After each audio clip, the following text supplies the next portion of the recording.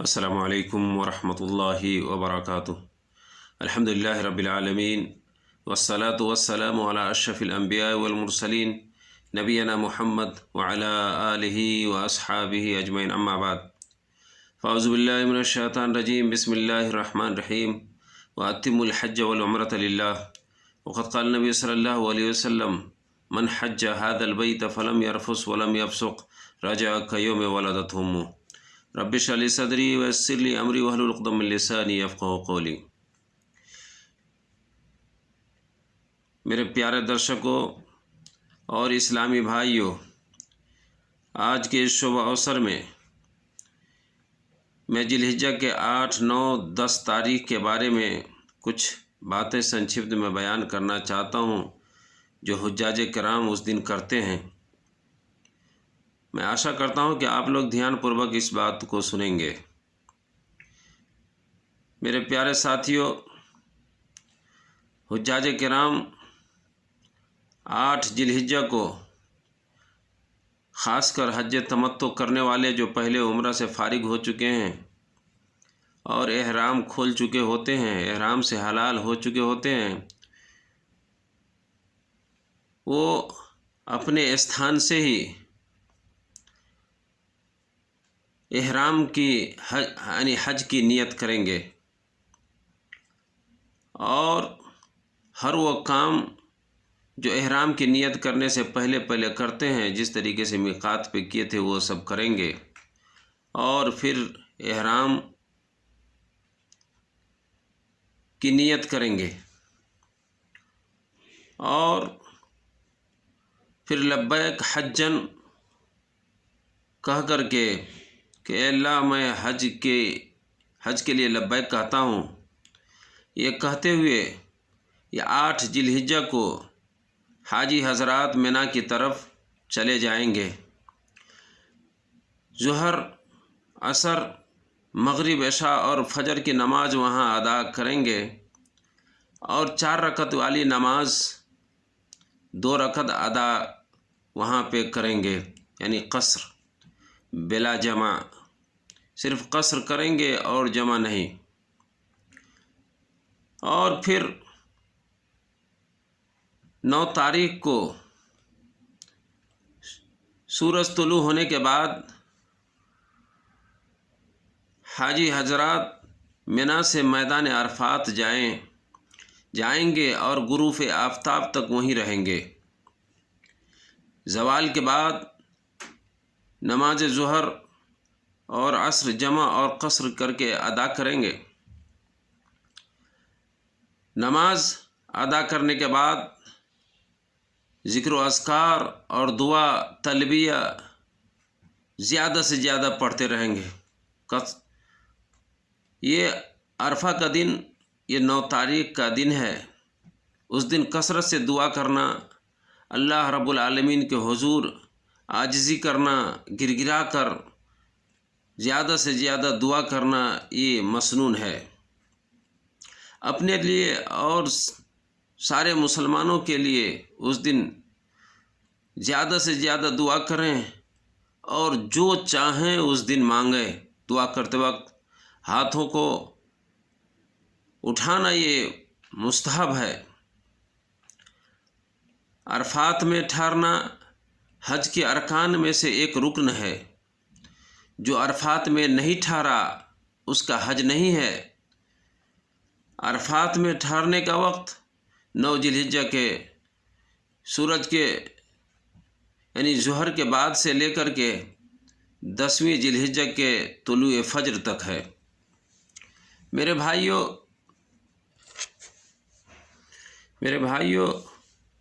جو شخص بھی دن رات کے کسی بھی وقت میں عرفات کے میدان میں ٹھہر گیا تو اس کا حج ہو گیا،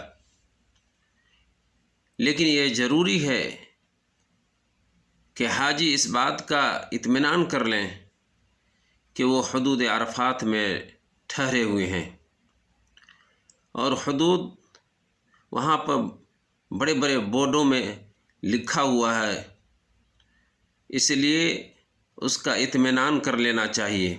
اگر عرفات کے حدود سے باہر ہے تو ایسی صورت میں اس کا حج نہیں ہوگا۔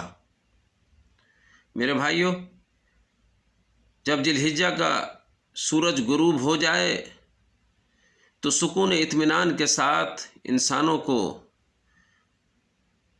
مزدلفہ کے جانب وہ چل دے اور بلند آواز سے یہ تلبیہ زیادہ سے زیادہ پڑھنا چاہیے۔ اور عرفہ میں میرے بھائیوں زیادہ سے زیادہ دعا اور ذکر و اذکار میں انسانوں کو مشغول ہونا چاہیے۔ اور سب سے بہترین دعا عرفہ کی دعا جو نبی کریم صلی اللہ علیہ وسلم نے فرمایا کہ لا الہ الا اللہ وحدہ لا شریک لہ لہ الملک و لہ الحمد وہو علی کل شیء قدیر، یہ زیادہ سے زیادہ انسانوں کو پڑھنی چاہیے۔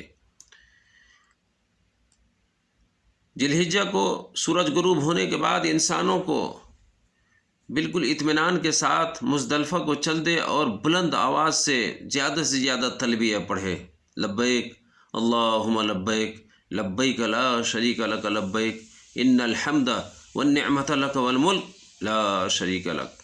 یہ زیادہ سے زیادہ تلبیہ پڑھے، ہر انسان اپنے اپنے پڑھے، دوسرے کی آوازوں میں آواز نہ ملائے۔ مزدلفہ میں سورج غروب ہونے کے بعد، عرفہ سے نکلنے کے بعد مزدلفہ کے میدان میں پہنچ کر کے سب سے پہلا کام مغرب عشاء کی نماز جمع اور قصر کے ساتھ پڑھے۔ نماز ادا کرنے کے بعد کھانے پینے اور دوسرے کاموں کی اجازت ہے۔ یہ سارے ضروریات سے فارغ ہونے کے بعد انسانوں کو چاہیے کہ جلد سو جائے تاکہ نماز فجر کے لیے چاق و چوبند ہو جائے اور سویرے وہ اٹھ جائے۔ اور اس کے بعد فجر نماز کے بعد وہ اپنی جگہ پر بیٹھا رہے اور اچھی طریقے سے سفیدی ظاہر ہونے تک زیادہ سے زیادہ ذکر و اذکار اور دعا میں وہ مشغول رہے۔ یہ 10 تاریخ ذی الحجہ کو عید کے دن وہ فجر نماز کے بعد، نماز ادا کرنے کے بعد ذکر و اذکار میں مشغول رہیں اور اس کے بعد چھوٹی چھوٹی 7 کنکریاں چن لینے کے بعد پھر سورج طلوع ہونے سے پہلے تلبیہ کہتے ہوئے مینا کے جانب چلے جائے۔ اور تیسرا کام یہ ہے کہ جمرۃ العقبہ جو بڑا شیطان سے معروف ہے، وہاں پر پہنچنے کے بعد جمرہ عقبہ کو ایک ایک کر کے 7 کنکریاں مارے اور ہر کنکری کے ساتھ اللہ اکبر کہے۔ اگر حاجی تمتع یا قران کی نیت سے حج کر رہا ہے تو کنکریاں مارنے کے بعد وہ ہدی ذبح کرے اور اس میں سے خود بھی کھائے، دوست و احباب کو بھی کھلائے اور صدقہ بھی کرے، یہی مستحب ہے۔ ہدی ذبح کرنے کے بعد وہ سارے سر کے بال کو مڈوائے، البتہ کٹوائے بھی تو کوئی حرج نہیں، لیکن بہتر اور افضل سر کے بال کو حلق کرانا ہے، مڈوانا ہے۔ اور عورتوں وغیرہ کو تینوں طرف سے ایک ایک پور کے برابر اس کے بال کو کاٹ دیں۔ میرے پیارو ساتھیوں، یہ 5 کام کرنے کے بعد احرام کی وجہ سے جو حرام ہونے والی چیزیں وہ سب کے سب حلال ہو جائیں گی، اور سلا ہوا لباس پہننا، خوشبو لگانا، بال صاف کرنا وغیرہ وغیرہ البتہ طواف افاضہ کرنے تک نکاح منع رہے گا۔ مستحب یہ ہے کہ اس کے بعد وہ نہائے اور اچھی طریقے سے صفائی کرے، خوشبو لگائے اور اپنے کپڑے جو ہیں وہ پہن لے۔ اس کے بعد طواف حج، جس کو طواف افاضہ کہتے ہیں، اس کے لیے وہ بیت اللہ کو جائے اور 7 چکر لگائے۔ 7 چکر لگا کر طواف کو مکمل کرے اور طواف بھی حجر اسود سے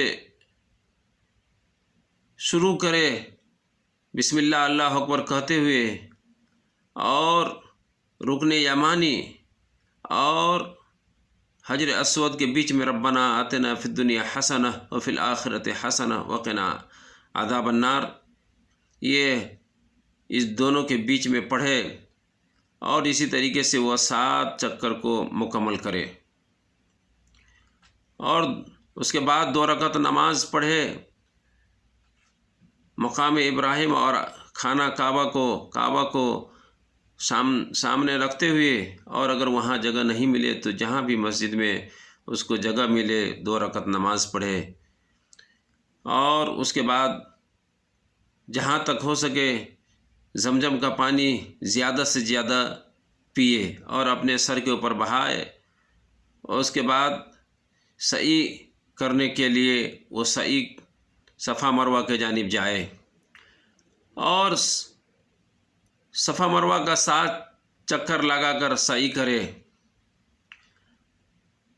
لیکن جو لوگ قران یا حج افراد کر رہا ہوتا ہے اور طواف قدوم پہلے طواف کے ساتھ صفا مروہ کی سعی کر چکا ہے، تو ایسی صورت میں وہ اب اس پر سعی کرنا ضروری نہیں ہے، بلکہ سعی صرف حج تمتع کرنے والوں کے لیے ہے۔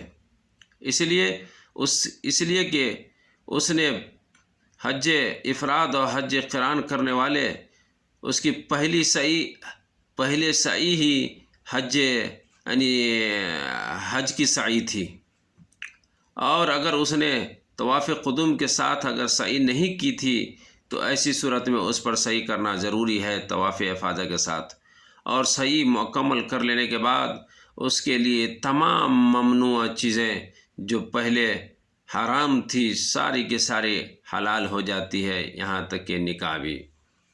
میرے پیارے ساتھیوں، یہ تو 4 باتیں تھی جو آپ لوگوں تک پہنچانی تھی۔ اب اس کے بعد دوسرے درس کے اندر انشاءاللہ 11 اور 12 یعنی اور 13 ایام تشریق کے بارے میں کچھ میں باتیں کروں گا۔ اللہ تعالیٰ سے دعا ہے کہ اللہ العالمین ہم تمام مسلمانوں کو حج کرنے کی سعادت نصیب فرمائے، اور ہم لوگوں کو جب خاتمہ ہو تو خاتمہ بالخیر ہو۔ وآخر دعوانا ان الحمد للہ رب العالمین۔